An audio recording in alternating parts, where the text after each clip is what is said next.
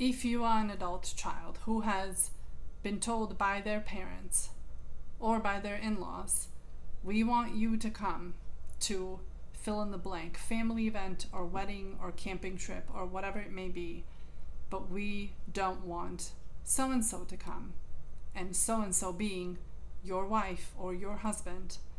Or if you have been in the past at any point that parent or that in-law who said to their child, please come but don't bring your wife or don't bring your husband, this video is for you. I have heard this happening and seen it happening so many times. It leaves me, I'm kind of flabbergasted as to how often this happens and how unaware we are of the impact that this has. And so we need to talk about it. One of the things that made me think of it, I was watching a Facebook reel, and it was this class. I think they must have been like 6, 7, 8-year-old girls sitting around, and there was a teacher. It was a table etiquette class, and they're sitting in a half circle, and the teacher is in the middle, and she, you see the fancy plates and all the different sizes of them, and then the knives and the forks and the different cups on the side and the napkins and the whole 9 yards.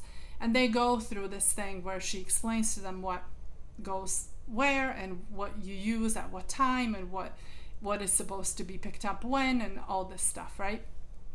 And then she proceeds by asking one of the girls, or maybe she just put it out into the room, but she said, what do you do, right? Like, ask somebody to pass them the salt. And the girl that was sitting the closest to the table, passed the salt. And it turns out, and this was, right, it caught my attention because I'm like, I'm European. I grew up with, right, like I lived in Germany for a year. They're super proper, right? Like we know what to do with all the things on the table.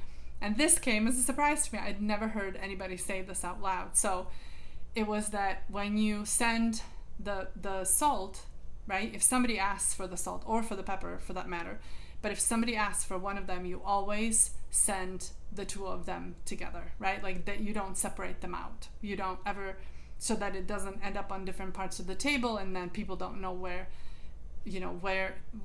which one of them is at.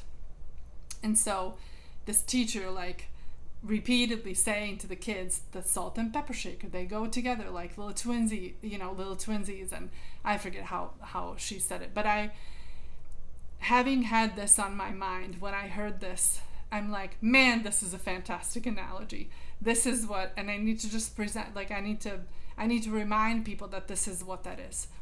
When your kids, and they're adults, right? I'm not talking about, please hear me, I am not talking about your 12-year-old coming and saying, I'm dating or whatever.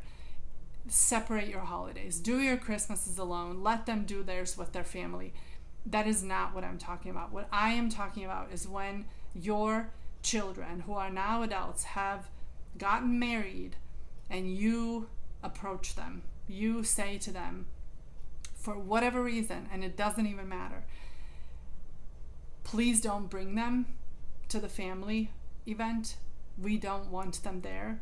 I need you to leave them at home. I need you to come up with an excuse. The whole family, right? Like we dislike them or we hate them or we don't like them around or whatever it may be. This is my way of reminding the world that when your kids get married, they are a unit. They're no longer, oh, we like you, but we don't like you. When you ask that of your adult child, right, not only are you putting them out, you're also putting them in this super awkward position to say, I need to make a decision. Do I please the parent? Do I please right? Like if my spouse wants to come and they feel really sad that they're not invited, or they don't want to be alone for that holiday, or they don't want to not come to whatever, how am I going to explain this? What kind of an excuse do I need to come up with? You create so much work and so much pain and so much strife that it's not worth it. So if you cannot, and I hope that in my opinion, right? Like, once your adult child marries someone, if for nothing else, you should respect that person because your child picked them. If you love your kid, and you do, most of us do, right? I will consciously not put my adult kid into that position where they feel like they're torn apart and they can't please both worlds, or they can't be both places, or they have to make this decision and either disappoint you or disappoint the person that they're married to. When they've been, like, once they got married, they go together. Like, the husband, the wife, they go together. There's no splitting them up, unless, of course, right? Like, if it's something like the guy's hunting trip or whatever out west, Wyoming, right? Or they're going fishing in Canada for a week every summer, and it's literally like grandpa, dad, neighbor, best friend, brother, cousin, uncle, whatever, and it's all just men. Again, not what I'm talking about. Please feel free to uninvite. Feel free to uninvite all of us ladies. Most of us I'm not interested in. We will happily pass, right?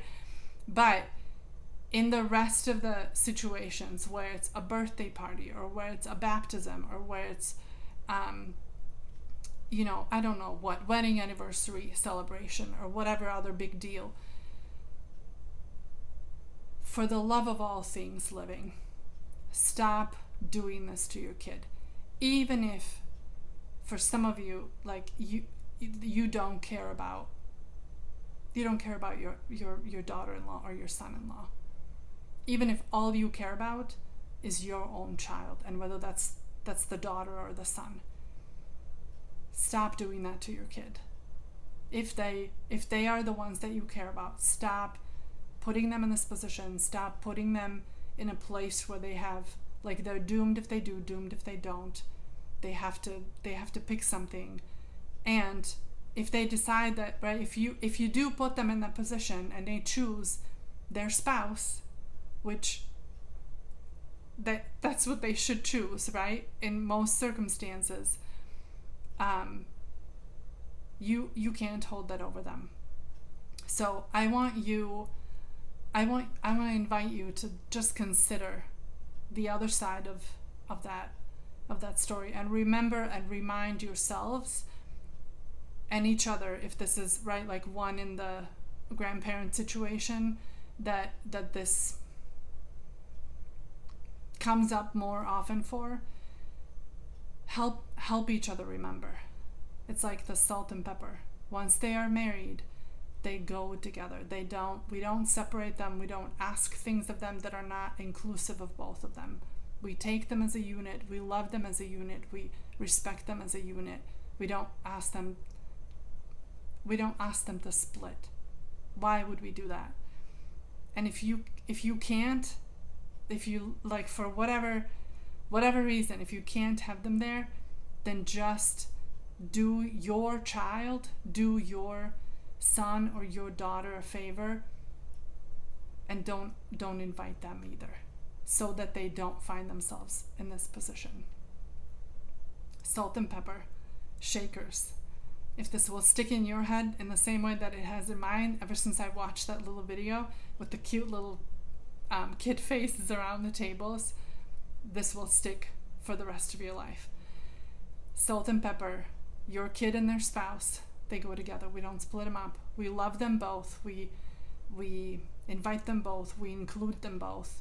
And if not, right, for the daughter-in-law or for the son-in-law's sake, do it for your own child's sake. They will love you for it. They will appreciate it so much, and they will be so grateful that they won't be put in that position ever again. Now, if you're like, this is about to happen, right, and it's summertime, we're heading out to an event. In fact, over the next 3.5 months, we have planned, and all that's happening is family event after family event, and this is a constant conversation or constant issue. And we're also worried how do we, if we go or when we do go and we accept the invitation, how do we navigate family reunions. I have a little tip full of tips, video full of tips for how to do that for family reunions. If that's something that that you feel like you need, or that sounds intriguing, I will put a link of it right here, and I'll see you in that video.